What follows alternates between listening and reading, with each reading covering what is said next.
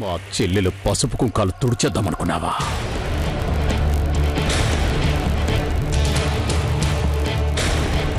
పట్టుకోండి విని, వీడు షహన్షా మీద దాడి చేయడానికి వచ్చాడు.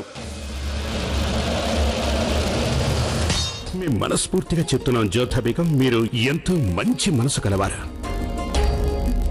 అంతేగాక అంతఃపురానికి ఆధిపత్యం వహించడంలో మీకు సాటి లేదు. అంతఃపుర బాధ్యత మీకు అప్పగించినందుకు మాకు ఎంతో ఆనందంగా ఉంది. మీ ముందుకి అంత నిర్భయంగా రావటం చూస్తే, మీ ముందు ఎదిరించి మాట్లాడితే మీకెలా ఉంటుందో అని నవ్వొచ్చింది. నాకైతే ఎలా అనిపిస్తోందంటే, ఎలా ఉండేవారు మీరు, ఇప్పుడు ఎలా అయిపోయారా అని అనిపిస్తోంది.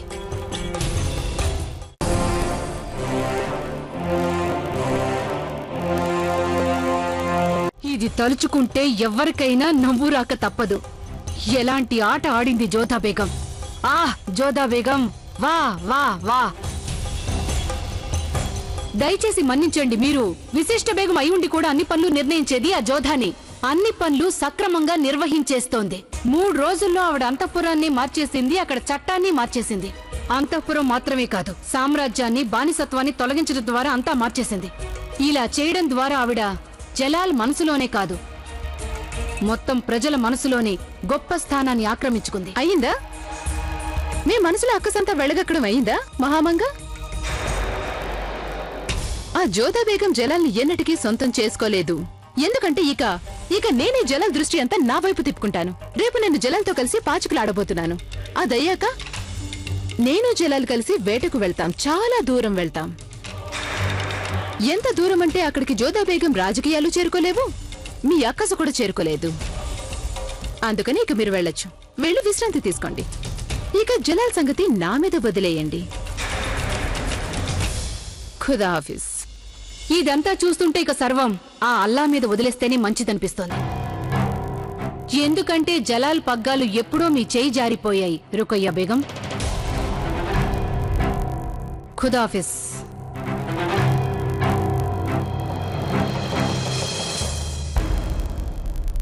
షెహన్షా హుజూర్, ఆ సుజామల్ ఆగ్రా విడిచి వెళ్లలేదని ఖచ్చితంగా చెప్పొచ్చు.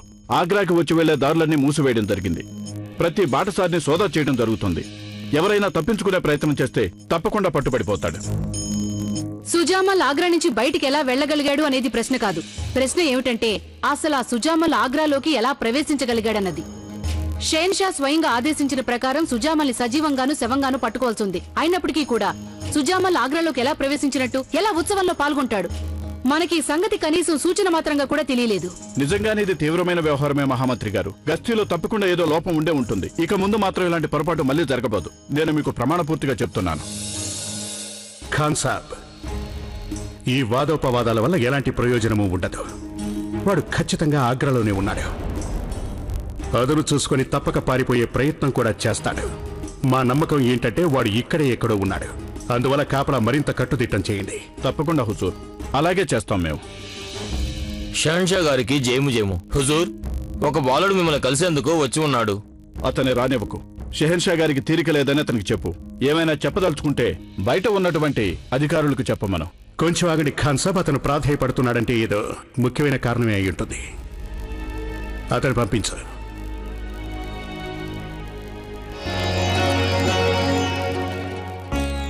నువ్వా? నేను తమరికి శుక్రియా చెప్పుకోవడానికి వచ్చాను షెహన్షా.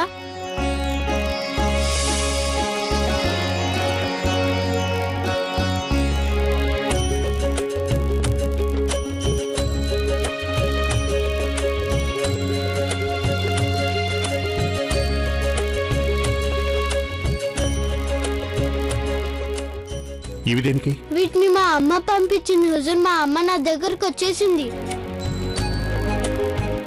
అవునా? ఎక్కడున్నారు తను? ఇతని తల్లిని లోనికి తీసుకురండి.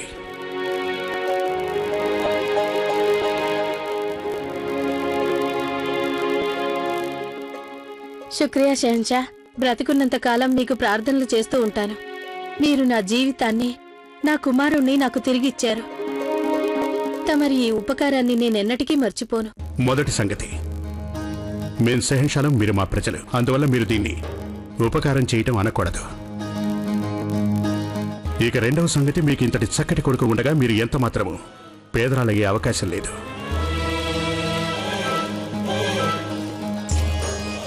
మేం తనకిచ్చిన మాట నెరవేర్చుకున్నందుకు మాకు చాలా ఆనందంగా ఉంది. మీరు గనక శుక్రియా చెప్పాలి అనుకుంటే జోధా బేగంకు చెప్పండి. ఆవిడ చేసిన ప్రయత్నం వల్లే ఇవాళ మీ అందరికీ స్వేచ్ఛ లభించింది. వెళ్ళండి. బేగం సాహిబా, ఆ దేవుడు మిమ్మల్ని సదా చల్లగా చూడాలి. మీరొక వితంతువుకి జీవించడానికి చేయూత కల్పించారు. నేను నా బాబుని మళ్లీ చూస్తానని ఆశ కూడా వదిలేసుకున్నాను. తమరికి అత్యంత శుక్రియా. ధన్యవాదాలు ఎవరికి చెప్పాలంటే ప్రత్యుపకారంగా ఇంకేది లభించని వారికే. కానీ బాబు మొహంలో ఆనందం చూసి నాకెంతో సంతోషం లభించింది. ఒక తల్లిని తిరిగి తన బిడ్డ వద్దకు చేర్చినందుకు నాకు ఎంతో ఆనందంగా ఉంది. ఇంకా మనం మన ఇంటికి వెళ్ళిపోవచ్చు కదమ్మా. కానీ ఏ ఇంటికి వెళతారు? ఆ ఇల్లు మీరు ఏనాడు వదిలేశారుగా. ఖాన్ సాబ్, వెళ్లిపోదలుచుకున్న బానిసలందరూ కొత్త జీవితం ఆరంభించడానికి రాజకోశాగారం నుంచి ధనం తీసుకుని ఏర్పాట్లవి చేయండి. అలాగే ఇక్కడే ఉంటూ పని చేసుకోవాలనుకునే వారికి కూడా తగిన ఏర్పాట్లవి చేయండి. తమ తమ స్వస్థలానికి వెళ్లిపోవాలనుకుంటున్న వారికి కూడా ప్రయాణ ఖర్చులిచ్చి ఏర్పాట్లవి చేయండి. చిత్తం. మీకు ఎప్పుడు ఏది అవసరమైనా మీరు మా వద్దకు రావచ్చు. మీరు ఒక పిల్లాన్ని మళ్లీ తన తల్లి దగ్గరకు చేర్చారు. నేను దేవుణ్ణి సదా ప్రార్థించేదేంటంటే త్వరలోనే మీకు కూడా ఒక పిల్లవాణ్ణి ప్రసాదించమని వేడుకుంటాను.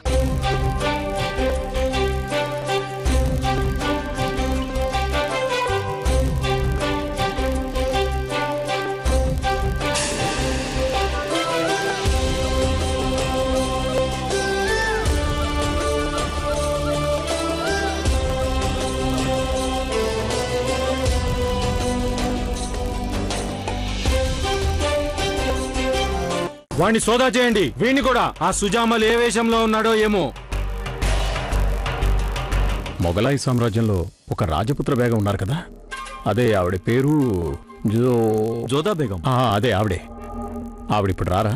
ఆవిడ బేగం కదా, ఎందుకు వస్తారు? మరి ఎప్పుడు వస్తారు? నాకేం తెలుసు, నేను బిచ్చగాడిని, పూజారిని కాదే. ఆవిడ గారేమో బేగం కదా, ఎప్పుడు రావాలనుకుంటే అప్పుడే వస్తారు. నాకు ముందుగా చెప్పొస్తారా ఏంటి? అయినా అవన్నీ నీకెందుకు? అయ్యా, నేను బిచ్చగాడినిగా. ఎవరు ఎక్కువ దానం చేస్తారో వాళ్ళ గురించి అడిగి తెలుసుకోవాలిగా. ఇలా ఎంతకాలం జోధా కోసం వేచి ఉండాలో ఏమో. తను ఎప్పుడు గుడికొస్తుందో ఏమో. ఎప్పుడైనా రాని నేను తనని కలిసి అన్ని సంగతులు స్పష్టంగా చెప్పాల్సిందే. షెహన్ షా జలాల్ ప్రాణాలు ఆపదలో ఉన్నాయని తనకి చెప్పాలి. షెహన్షా, వీడిలో ఏదైనా ఒకటి వేసుకుని చూడండి. రుకయ్య, కానీ ఇదంతా ఏమిటి? అరే, మర్చిపోయారా మీరు? మీరేగా నాకు మాటిచ్చారు. నాతో పాచికలాడి వేటకి బయటకు వెళ్తామన్నారుగా. అప్పుడేగా మనం రేపే వెళ్దామని నిర్ణయించుకున్నాం. అందుకని అన్ని ఏర్పాట్లతో మీరు మా వద్దకు వచ్చారా? నిస్సందేహంగా ఎంతో కాలం తర్వాత మీతో కలిసి బయటకు వెళ్లే అవకాశం వస్తోంది. నేను తహతహలాడిపోతున్నాను. నా ఉద్దేశంలో ఇవాళ రాత్రి నాకు నిద్ర కూడా పట్టకపోవచ్చు. షహన్షా గారికి జయము జయము. జోదా బేగం గారు తమని కలవాలని వేచి ఉన్నారు. విచిత్రంగా ఉంది. ఇవాళ బేగంలందరూ మమ్మల్ని కలుసుకోవాలనుకుంటున్నారా? పంపించు వారిని.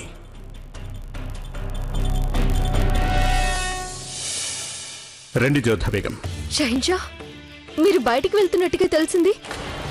మాకు కూడా ఆ విషయం ఇప్పుడే తెలిసింది. కానీ షహన్షా, నిన్ననే తమరిపై దాడి ప్రయత్నం జరిగింది. అంటే శత్రువు ఇంకో అవకాశం కోసం చూస్తుండొచ్చు. ఇలాంటి స్థితిలో మీరు బయటకు వెళ్లడం మంచిది కాదు. తమరు ఈ వ్యవహారంలో మాట్లాడకుండా ఉంటే మంచిది జోదా బేగం. మేము నిర్ణయించుకున్నాం. నేను జలాల్ కలిసి రేపు బయటకు వెళ్లదలిచాం. కానీ రుకయ్య బేగం, షహన్షా ప్రాణాలకి అపాయం కలగొచ్చు. అది ఎప్పుడు ఉండేదేగా.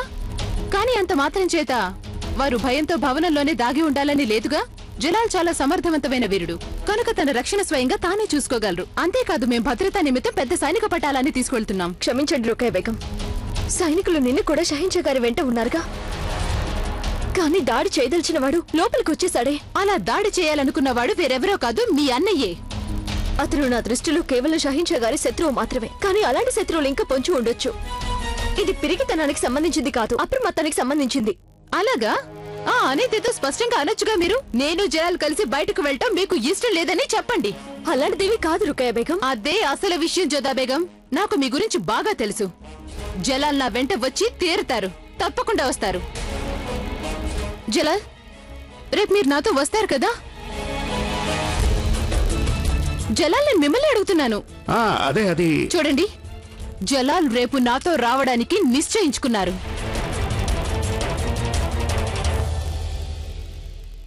లేదు లేదు, అది మీరు రేపు వెళ్ళడం లేదా? కానీ జలాల్ మీరు దయచేసి మీరిద్దరూ కాసేపు మౌనంగా ఉంటారా?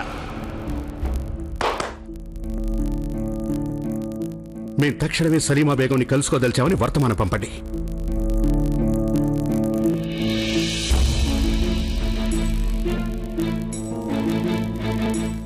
ఆదాబ్ షెహన్షా, తమరు నన్ను రమ్మన్నారట? అవును సలీమా బేగం, మేమే మిమ్మల్ని రమ్మన్నాం. మాకు మీ సాయం కావాలి. మేము చాలా చిక్కుల్లో పడిపోయాం.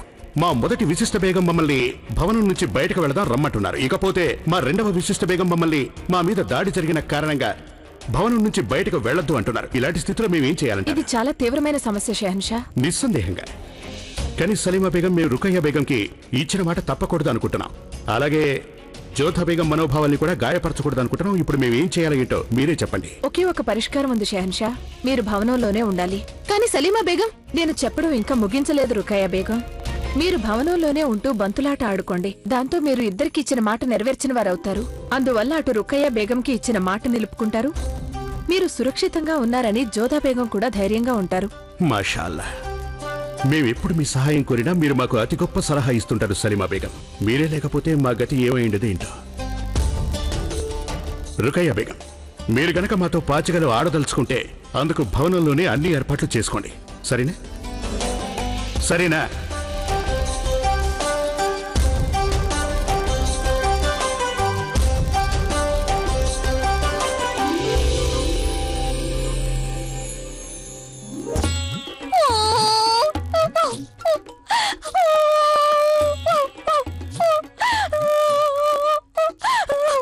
అల్లా, ఏమైంది జావిదా నీకు? అత్తయ్య గారు, నేను పడిపోయాను. చాలా నొప్పిగా ఉంది నాకు. ఎవరక్కడా? నీ సేవ కోసం నియమించిన దాసి ఏమైపోయింది? అందరికి స్వేచ్ఛ ఇచ్చేశారు అత్తయ్య గారు. సరేలే, ఎక్కడ దెబ్బ తగిలిందో కొంచెం నాకు చూపించు. నాకు ఇక్కడెక్కడ దెబ్బ తగలేదు అత్తయ్య గారు. భలేదానివి జావిదా నువ్వు. పడిపోయానంటున్నావు, ఎక్కడో అక్కడ దెబ్బ తగిలి ఉండాలిగా. మోకాళ్ళు పట్టుకుని ఏడుస్తున్నావు. దెబ్బ తగిలితే అక్కడే తగిలి ఉండాలిగా. ఇప్పుడేమో అసలు ఇక్కడ దెబ్బ తగలేదంటున్నావు. దెబ్బ ఇక్కడ తగిలింది. గుండెలో తగిలింది దెబ్బ. నొప్పి గుండెల్లో కాదు, హృదయంలో నొప్పి. హృదయంలోనా? వైద్యురాలు గారిని గుండెపోటు వచ్చిందా ఏంటి? అత్తయ్య గారు, పోటు గుండెకి రాలేదు. తమరి కుమారుడు అంటే మా శ్రీవారి పోటు ఇది. ఆదాం ఖాన్ వల్ల పోటుగా ఉందా?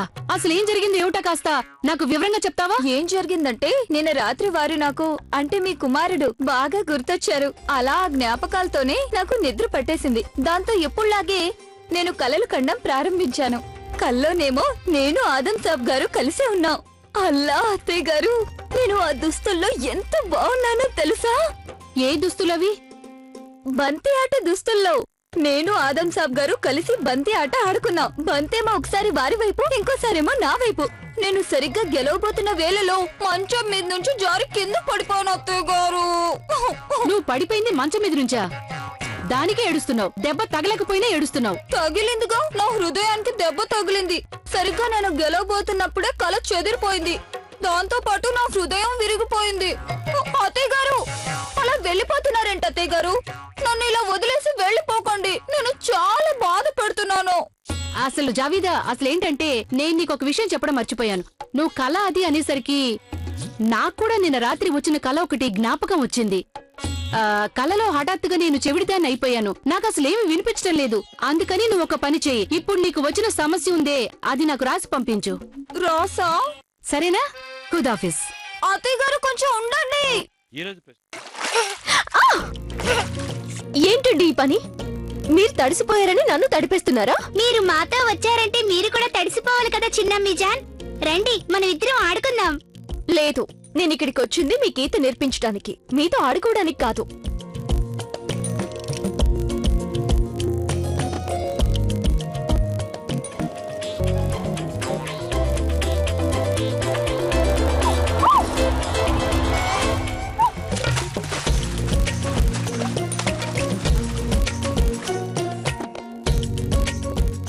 రహీం, నేను తడవడానికి రాలేదని ఇప్పుడేగా మీకు చెప్పాను. రాను రాను మరీ అల్లరి ఎక్కువైపోతుంది మీకు.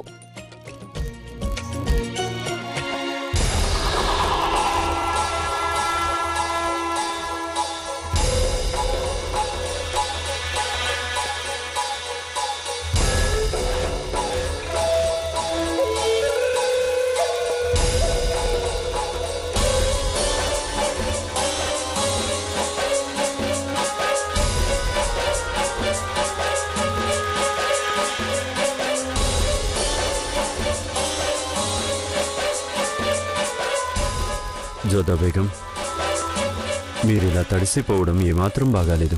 ఎందుకు బాగోలేదు? ఎందుకంటే దీనివల్ల మీ అందం మరింత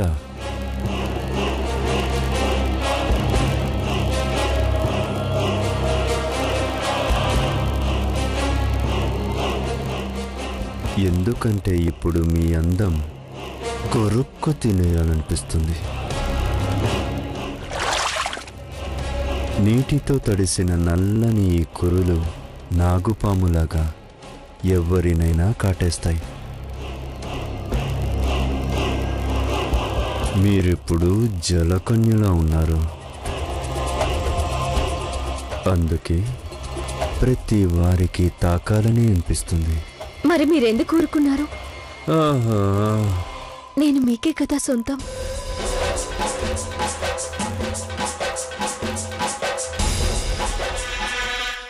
మీరిక్కడేం చేస్తున్నారు? జోదా బేగంని చూస్తూ నిలబడ్డాను. ఏమిటండి ఆ మాటలు? అదే, ఆ జోదా బేగం ఇలా రహీంతో నీళ్లలో ఆడుకోవడం చూస్తుంటే జోదా బేగంలో నాకు నువ్వే కనిపించావు. ఇది మీరు నాతోనే అంటున్నారా? అవును, ఇంకెవరితో అంటాను? ఇంకొన్ని రోజులయ్యేసరికి నేను తండ్రిని అయిపోతాను. అప్పుడు జోదా బేగం ఉన్న చోట నువ్వుంటావు. రహీంకి బదులు మన సంతానం ఉంటుంది. అప్పుడు భలేగా ఉంటుంది కదూ?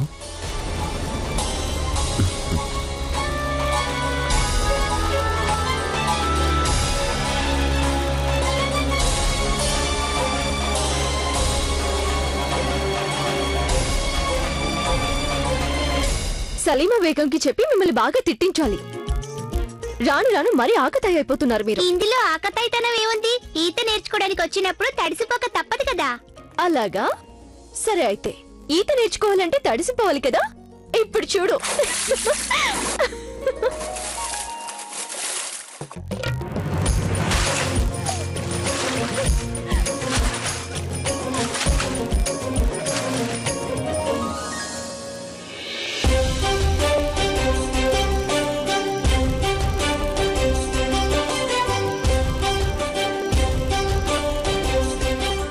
క్షమించండి షహీన్షా, మీరిటువైపుగా వస్తారని నాకు అస్సలు తెలీదు. నేనేదో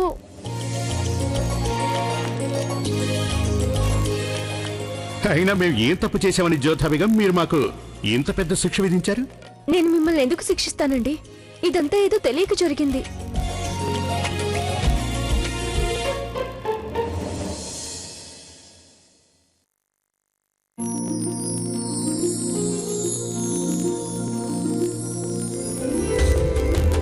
మాకు తెలుసు జోధా బేగం, ఇది మీరు కావాలని చేశారు. చూడండి ఎంతగా తడిపేశారు మమ్మల్ని. అవకాశాన్ని స్వలాభానికి వాడుకోవడం మీ దగ్గరే నేర్చుకోవాలి. అంటే మేము అంత చెడ్డవాళ్ళమా జోధా బేగం? కాదు, మీరు చతురులు, తెలివైన వారు. మీ తెలివితేటలకి హద్దులే లేవు. అంతటి పని మేమేం చేశాం? అదందరికీ తెలుసుగా. మీ తెలివితేటల వల్లే మీరటు రుకయ్య బేగంని, ఇటు నన్ను ఇద్దరిని తృప్తిపరిచారు. మరి దీన్ని తెలివి అనక ఇంకేమంటారు షహీన్షా? అదే, అదంతా సలీమా బేగం గొప్పతనం జోధా బేగం. లేదంటే మేము మీ ఇద్దరి మధ్య అడ్డకత్తర్లో పడ్డ పోకచక్కల నలిగిపోయేవాళ్ళం జోధా బేగం. అవునా? షహీన్షా అయ్యుండి మీరు మిమ్మల్ని అంత బలహీనులుగా అనుకుంటున్నారా? జోధా బేగం, బేగంల ముందు ఎవరైనా తట్టుకోలేరు. అతను షహన్షా అయినా ఫకీరైనా కానివ్వండి. సరే, ఇక నాకు సెలవిప్పించండి షహీన్షా. ఎందుకు మీరు వస్తున్నారుగా? ఎక్కడికి? ఇవాళ మేము రుకయ్య బేగంతో బంతులాట ఆడబోతున్నాం. అందరూ వస్తున్నారు, మీరు కూడా అక్కడికి రావాలని మా కోరిక. నేనక్కడికి వస్తే నాకేంటి లాభం? మీరు మా రూపాలలో ఇంకో రూపం చూసే అవకాశం ఉంటుంది. సరే, అలా అయితే నేను తప్పకుండా వస్తాను. పోర్లేండి, మీరు వస్తానని చెప్పినందుకు మాకు చాలా సంతోషంగా ఉంది. మీరు మా ఆట చూస్తే చాలా సంతోషపడతారు. ఇక మాకు సెలవిప్పించండి.